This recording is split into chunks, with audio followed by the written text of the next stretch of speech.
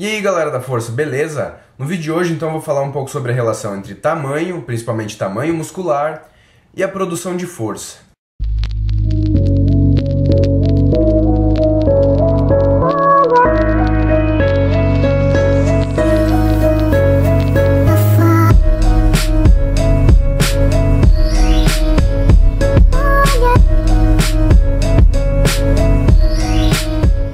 Porém, antes de começar aqui, eu gostaria de anunciar os 5 ganhadores da promoção, digamos assim, que eu fiz no vídeo passado, que foram o Wolf of Iron, o Argolo, Sidney Pelissoli, Edson Medeiros e Clayton China.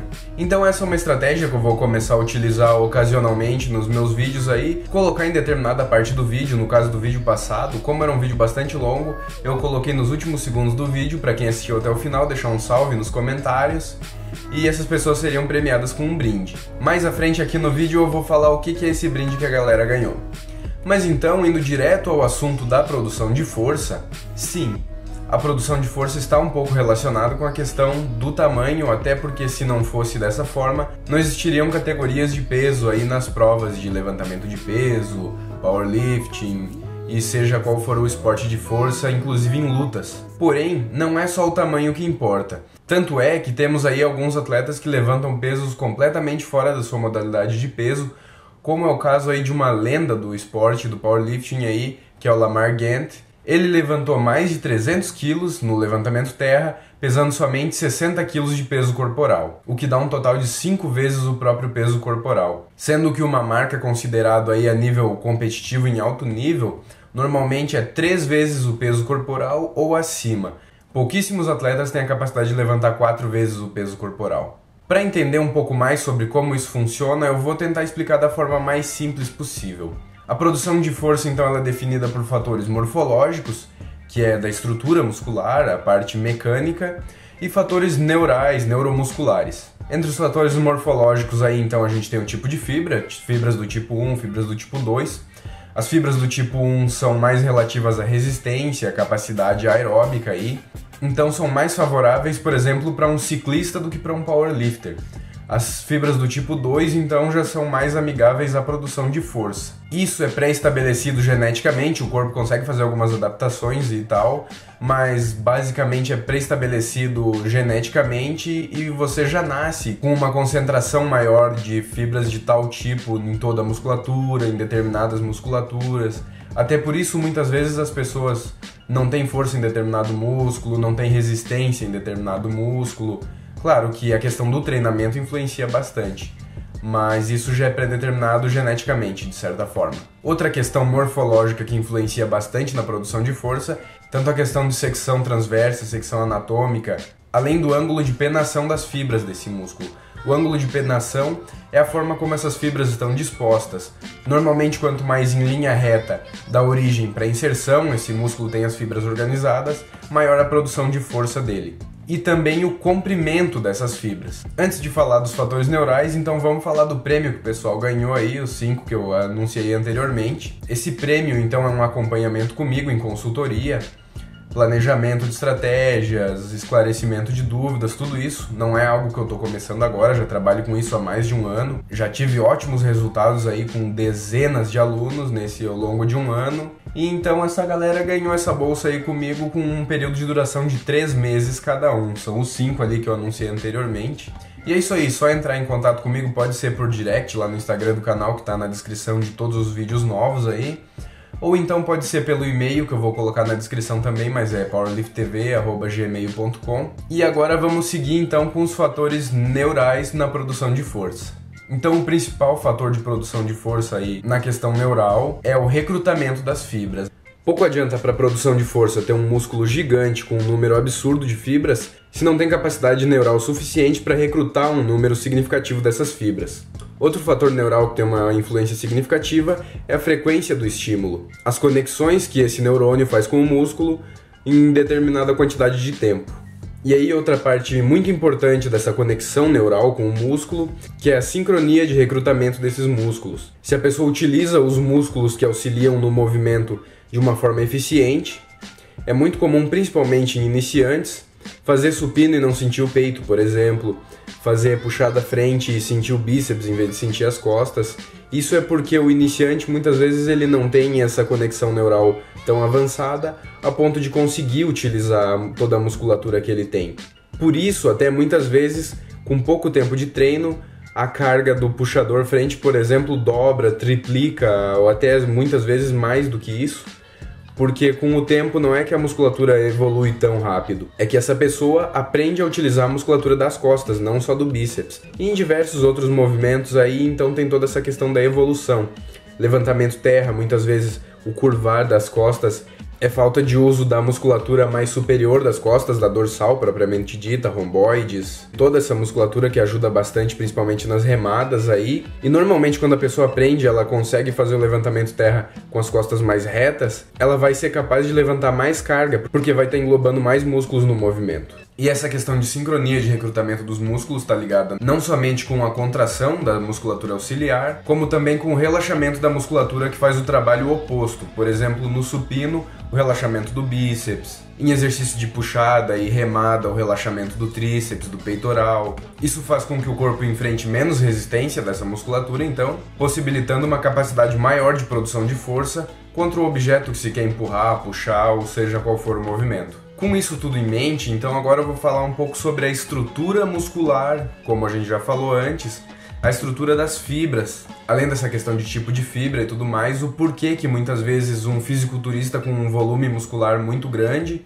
não tem tanta força.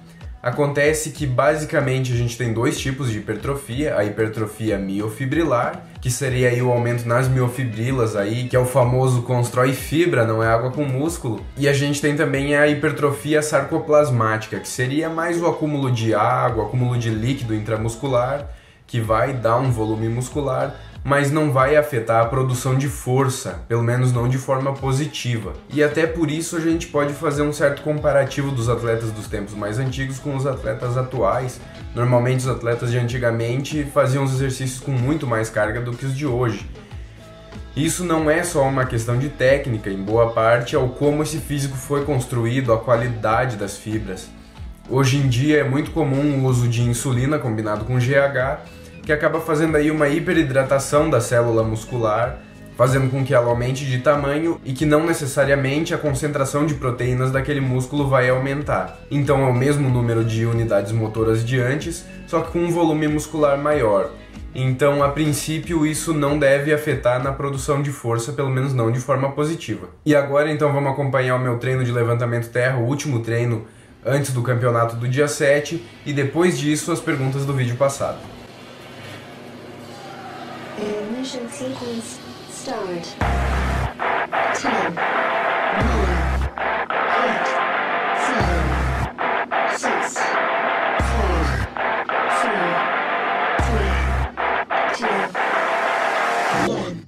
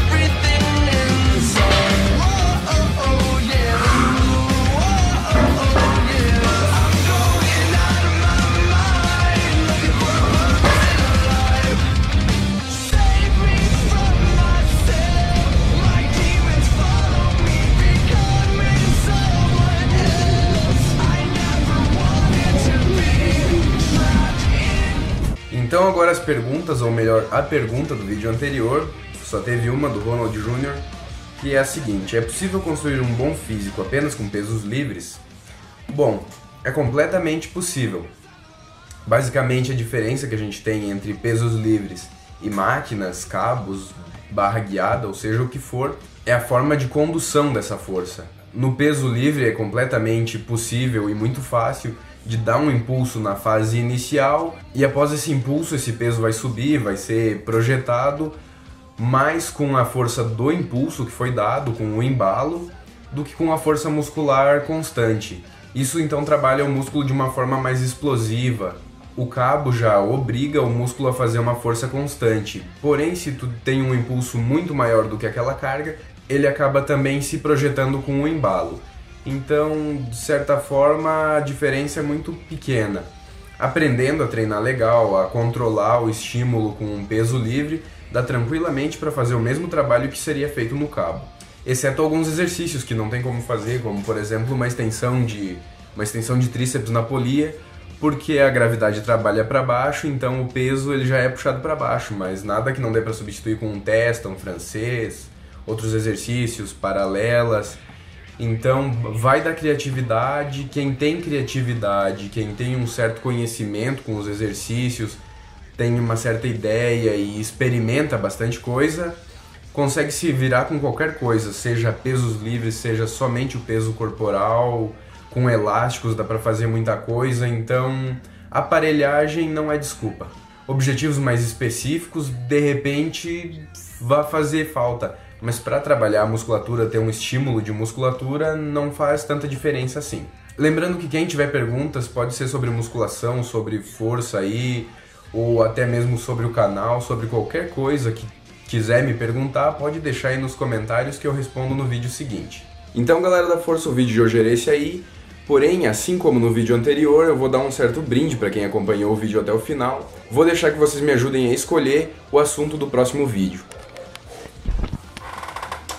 Aqui está a minha folha onde eu faço as anotações das minhas ideias que eu vou fazer os próximos vídeos. Esse aqui foi o vídeo de hoje. Então eu tenho como opções aqui os maiores erros no levantamento terra. Tenho aqui um histórico de o quanto os atletas ganham em diferentes modalidades, diferentes competições, tanto de fisiculturismo, strongman, powerlifting, até pretendo fazer um comparativo com outros esportes também. A evolução do fisiculturismo desde as suas raízes lá no século XIX até a era atual.